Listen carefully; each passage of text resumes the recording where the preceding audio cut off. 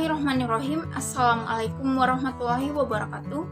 Perkenalkan, nama saya Lutfia dari kelas 1B Prodi D4 Administrasi Bisnis jurusan Administrasi Niaga. Pada kesempatan kali ini, saya akan memaparkan materi mengenai fungsi dan faktor produksi. Baiklah teman-teman, pokok bahasan yang akan dibahas pada materi fungsi dan faktor produksi yang pertama adalah pengertian masalah sumber daya.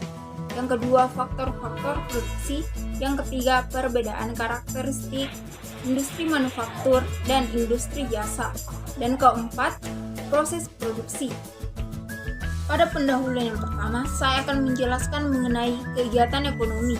Kegiatan ekonomi itu sendiri dibagi menjadi tiga. Yang pertama adalah produksi. Produksi adalah kegiatan menghasilkan barang. Produksi dilakukan oleh produsen. Contoh, pabrik, rumah makan, nelayan, maupun petani. Yang kedua, distribusi. Distribusi adalah kegiatan menyalurkan hasil produksi.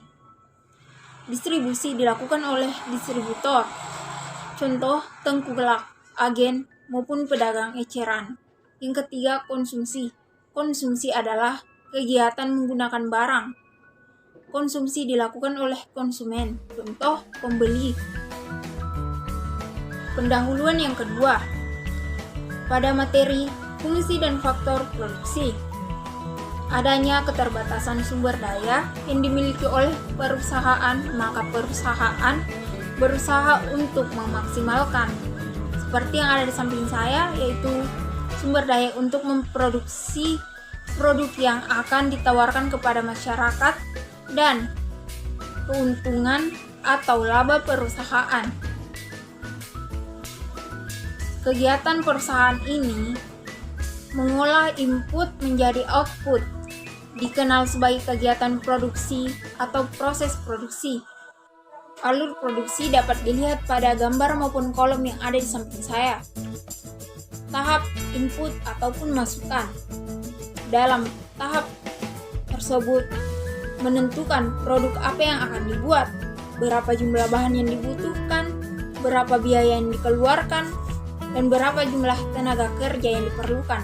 Dalam tahap perencanaan input tersebut dilakukan perencanaan terhadap bentuk barang. Untuk menghasilkan suatu perencanaan yang baik dibutuhkan informasi pengetahuan mengenai jenis barang yang akan diproduksi. Alur dari sebuah tahapan produksi dari kolom tersebut dimulai dari pengolahan bahan baku, pembentukan, pemolesan, penyelesaian, penjagaan, dan pengawasan tertentu, hingga pendistribusian barang bagi hasil produksi menjadi fokus pada tahap tersebut. Dan melalui tahapan input maupun keluaran, proses tersebut menghasilkan barang maupun jasa yang dapat diperjualbelikan. Pada alur tersebut terjadi umpan balik antara satu sama lain yang terjadi pada input atau masukan, proses produksi, dan yang terakhir output ataupun keluaran. Teman-teman sekalian, dapat kalian lihat pada gambar yang ada di samping saya, yaitu mengenai manufaktur versus jasa. Manufaktur itu sendiri berbentuk fisik dan tahan lama.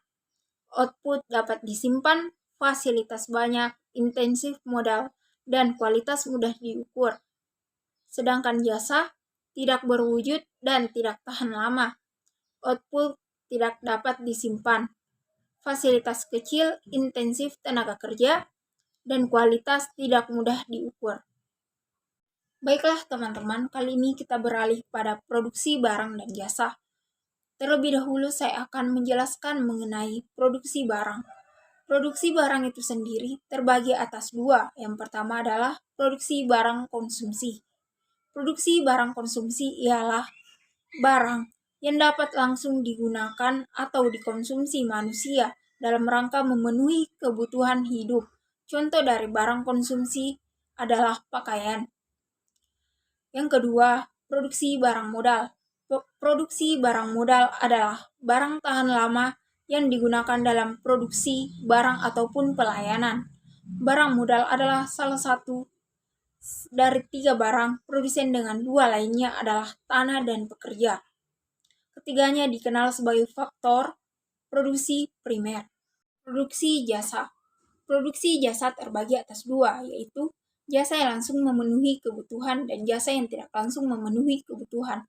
Jasa yang langsung memenuhi kebutuhan contohnya adalah film, perawatan dokter, pengejaran oleh guru, dan pagelaran musik. Sedangkan jasa yang tidak langsung memenuhi kebutuhan adalah pengangkutan, pergudangan, dan perbankan. Adapun nilai guna dari kegiatan produksi yaitu kegunaan, bentuk, atau form utility. Suatu barang menjadi lebih berguna dan bermanfaat untuk memenuhi kebutuhan manusia apabila barang tersebut diubah menjadi bentuk lain. Contohnya kayu. Kayu akan berguna menjadi tempat duduk jika diubah menjadi kursi. Kedua, kegunaan tempat atau place utility. Suatu barang akan lebih berguna dan bermanfaat untuk memenuhi kebutuhan manusia apabila barang tersebut dipindahkan ke tempat yang lebih tepat, contohnya sayur yang diangkut ke pasar dan diperjualbelikan. Ketiga, kegunaan waktu atau time utility. Suatu barang menjadi lebih berguna dan bermanfaat bagi kehidupan manusia apabila barang tersebut digunakan pada waktu yang tepat, contohnya pada jas hujan. Akan lebih berguna ketika digunakan ketika hujan. Keempat, kegunaan milik atau ownership utility. Suatu barang menjadi lebih berguna dan bermanfaat jika barang tersebut digunakan oleh orang yang tepat. Contohnya cangkul. Cangkul akan lebih berguna jika digunakan oleh petani karena dapat digunakan untuk mengolah tanah. Adapun jenis-jenis produksi yaitu berdasarkan jenis outputnya, seperti produksi menghasilkan barang dan jasa. Kedua, berdasarkan bidang produksinya, yaitu produksi bidang ekstraktif, agraris, industri, kerajinan, perdagangan, maupun jasa. Ketiga, berdasarkan sektor produksi, yaitu produksi langsung dan tidak langsung. Keempat, berdasarkan penggunaan faktor produksi, yaitu jenis produksi kimiawi, perubahan bentuk, perakitan, transportasi, dan jasa administrasi. Baiklah, adapun pada faktor-faktor produksi. Dalam ilmu ekonomi, faktor produksi adalah sumber daya yang digunakan dalam sebuah proses produksi barang dan jasa. Pada awalnya, faktor produksi dibagi menjadi 4 kelompok, yaitu tenaga kerja, modal, sumber daya alam, dan kewirausahaan. Dan pada kegiatan produksi itu sendiri pasti memiliki tujuan, yaitu tujuannya adalah memenuhi kebutuhan masyarakat, pemenuhan bagi kegiatan sosial budaya, dan menyediakan persediaan barang dan jasa di masa depan.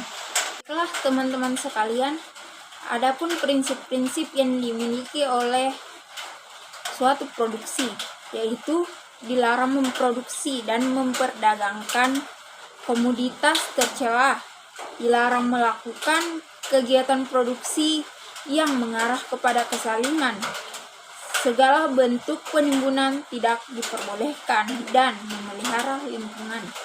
Dalam setiap kegiatan produksi pasti pernah terjadi permasalahan. Adapun permasalahan yang terjadi pada kegiatan produksi tersebut yaitu modal, peralatan, sumber daya manusia tidak terampil, dan lokasi. Dan juga kita bisa sebutkan fungsi produksi. Fungsi produksi adalah hubungan yang menggambarkan hubungan antara input dan output. adanya fungsi produksi, maka perusahaan dapat menganalisis jumlah maksimum yang diproduksi oleh perusahaan berdasarkan sejumlah input yang digunakan perusahaan.